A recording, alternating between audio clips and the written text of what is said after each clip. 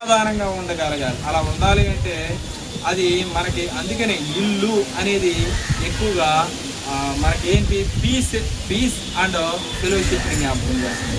127వ కీర్తనలో మొదటి వచనంలో గృహమని అక్కడ కోడ్ చేయబడింది, కానీ అక్కడ ఏమని దాని భావం అంటే, ఇశ్రాయేలీల యొక్క భావార్థంలో కమ్యూనిటీ అని దాని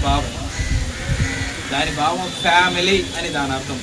ఇల్లు అంటే మనకి ఒకటే అర్థం చేసుకుంటాం.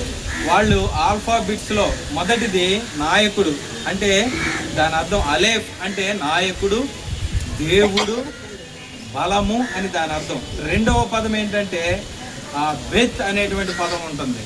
బెత్ అంటే దాని అర్థం ద హౌస్ అని దాని అర్థం. House and family and community.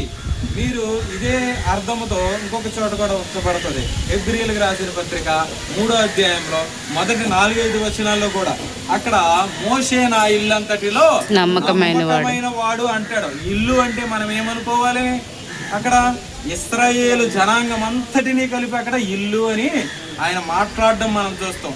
నేను కూడా ఈ యాకోబు సంఘటనని ఎందుకు జ్ఞాపకం చేశానంటే, అక్కడ నూనె రాసి రాయిని నిలబెట్టి నేను ఇక్కడ మందిరాన్ని నిలబెడతానంటాడు యాకోబు.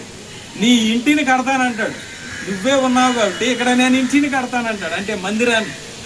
కానీ అంటాడు కానీ అది చేయలేడు. అది ఎవరు చేస్తారంటే తన కడుపును పుట్టినటువంటి పిల్లలలో దావీదు ఆ పని చేస్తాడు.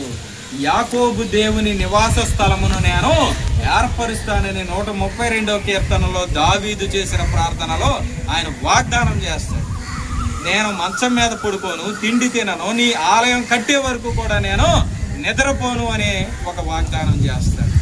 చూడండి, ఒక కోరిక, ఒక ప్రామిస్, అది ఎంత బలమైనదంటే అది తరతరాలు దాటిపోయిన తర్వాత కూడా తన యొక్క కుటుంబస్తులు దాన్ని నిలబెట్టడానికి దేవుడు ఏర్పరుచుకున్నాడు.